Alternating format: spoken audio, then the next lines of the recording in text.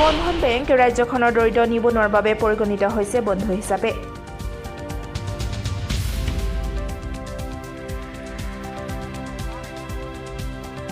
ৰাজ্যৰ লগতে গোলাঘাটৰো গাঁৱে ভূঞে নগৰে বন্ধন বেংকৰ জৰিয়তে নিবনুৱাই ঋণ লৈ সফল ব্যৱসায়ী হিচাপে নিজকে প্ৰতিষ্ঠা কৰিবলৈ সক্ষম হৈছে।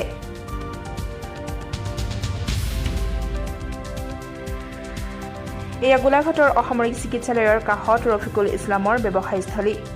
ৰফিকুলে প্ৰথমে মাত্ৰ 20,000 টকাৰে সৰুকৈ এখন মণিহাৰী দোকান আৰম্ভ কৰি দুপদূপে উন্নতি কৰি এতিয়া মণিহাৰী সামগ্ৰী হ'ল চেলাৰ হিচাপে প্ৰতিষ্ঠিত হৈছে।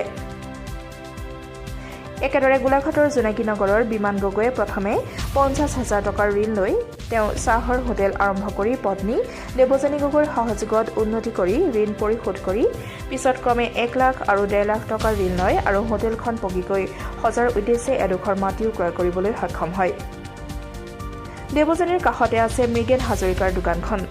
তেওঁ গোলাঘাটৰ মিছনপট্টিস্থিত বন্ধন বেংক 2ৰ পৰা 1 লাখ টকাৰ ঋণ লৈ দোকানখন বিভিন্ন সামগ্ৰীৰে ভৰাই তুলিছে আৰু সেইদৰে সময়মতে ঋণৰ ধন পৰিশোধ কৰিছে।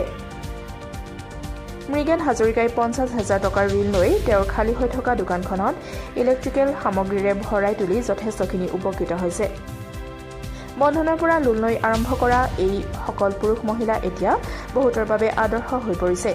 কেৱল বন্ধন বেংকৰ জৰিয়তে আৰ্থিক সহায় লাভ কৰি নিজকে প্ৰতিষ্ঠা কৰিব পাৰি বুলি বন্ধন বেংকৰ ওচৰত চিৰকৃতজ্ঞ হৈ ৰৈছে বুলি সংবাদ মাধ্যমৰ আগত আজি এই সকলোকে মন্তব্য প্ৰকাশ কৰিছে।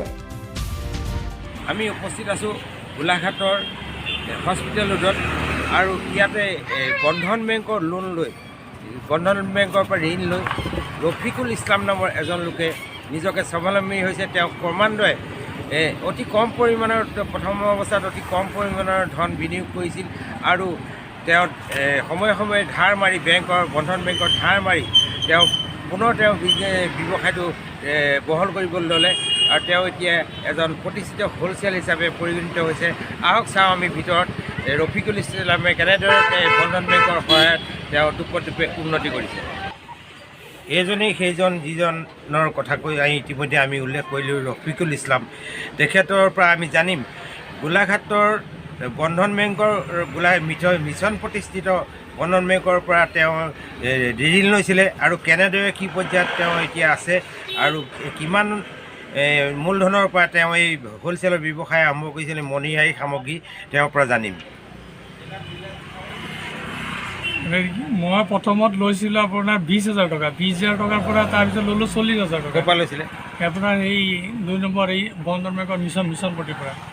তাৰপিছত এনেকৈ লৈ বৰ্তমান ৰিচেণ্টলি আপোনাৰ 3 লাখ টকা মই লোন লৈছিলোঁ। লৈ পেলাই মই এইটো মাৰিলোঁ। মৰাৰ পিছত আকৌ নতুনকৈ মই 3 লাখ টকা লৈছোঁ। তেখেতৰ জোনাকী নগৰৰ এই স্থানতে মৃগেন হাজৰিকা নামৰ এজন যুৱকে তেওঁ বন্ধন বেংকৰ ঋণ লৈ স্বাৱলম্বী হৈছে আৰু তেওঁ 1 লাখ টকাৰ ঋণৰ পৰাই তেওঁ এই দোকানখনত বিভিন্ন সামগ্ৰীৰে ভৰপূৰ কৰি দোকানখন অতি সুচাৰুৰূপে চলাই আছে আৰু দোকানৰ পৰা তেওঁ যথেষ্ট লাভৱান হৈছে। আহক মৃগেন হাজৰিকাৰ পৰা জানিম তেওঁ কেনেদৰে পৰিয়াল প্ৰতিপালন কৰিবৰ বাবে বন্ধন বেংকৰ পৰা সহায় লাভ কৰিছে। কেনেকুৱা লাভ হৈছে কেনেকুৱা আৰু কেতিয়া লৈছিলে বন্ধন বেংকৰ লোন?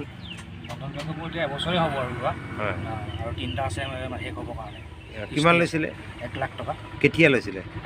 আপোনাৰ মাৰ্চ মাহত লৈছোঁ। যোৱা মাৰ্চ মাহত। আৰু আপুনি দোকানখন আগতে আছিলে ন? এতিয়া বন্ধন বেংকৰ পৰা আপুনি কেনেকৈ উপকৃত হৈছে? যথেষ্ট উপকৃত হৈছোঁ। পইচাটো পোৱাৰ পৰা বস্তু ভৰাব পাৰিছোঁ।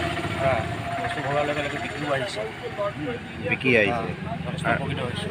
বেংকৰ ধাৰ মাৰি আছেনে? বেংকৰ ধাৰ মাৰি আছে। 3টা আছেগৈ আৰু 3টা আছে। আৰু ঋণ ল'বনে? ল'ম, ভৱিষ্যতে ল'ম। এইটো মৰাৰ ভৱিষ্যত আকৌ অলপ বেছিকৈ পাম বিক্ৰী। হয়, বেংকৰ পৰা উপযুক্ত সঁহাৰিখিনি পাইছে আপুনি যেনেদৰে বিচাৰিছে তেনেকৈ পাইছোঁ। মোৰ নাম শ্ৰী বসন্ত গগৈ। মই বন্ধন বেংকৰ পৰা 50,000 টকা লোন লৈ দোকানৰ ইলেক্ট্ৰিকেল পাৰ্টটো দোকান মোৰ আগতে আৰম্ভ কৰা আছিলে। ইলেক্ট্ৰিকেল পাৰ্টটো আৰম্ভ কৰিলোঁ। ইলেক্ট্ৰিকেল পাৰ্টত মই পইচাটো ইনভেষ্ট কৰি পেলাই তাৰ প্ৰায় যিটো লাভ অংশ সেইটো কিস্তিও মাৰিছোঁ আৰু মোৰ দোকানখনো ডেভেলপ হৈছে। আৰু বন্ধন বেংকে ধুনীয়া ছাৰ্ভিচ দিয়ে। ইয়াৰ পৰা কালেকশ্যন আপোনাৰ লৈ যায়, দিবলৈ যাব নালাগে। আমাৰ দোকানী মানুহৰ সময় নাই, তেখেতে ক'লে নিজে আজি আহি পেলাই কালেকশ্যনটো লৈ যায়, সেইটো কাৰণে আমাৰ বহুত সুবিধা হয়। আৰু আপোনাৰ এইটো ছেভিংছ টাইপতো একাউণ্ট আছে, এইটো আপোনাৰ পইচা দৰকাৰ হ'লে আপুনি উলিয়াবও পাৰে। আমি ইনষ্টলমেণ্ট দিয়াৰ উপৰি আমি ডিপজিটো কৰোঁ। কেনেকৈ লোন লৈছিলে? হয়, কিমান লৈছিলে? পহিলা 50,000 দিছে, তাৰপৰা ধাৰ মৰাৰ পিছত 1 লাখ টকা আকৌ ধাৰ মাৰিলোঁ, তাৰপিছত 2 লাখ লৈছোঁ, এতিয়া বৰ্তমান চলাই আছোঁ। প্ৰথমতে 3,50,000 কিমান? অকল 50,000। 50,000 লৈছে।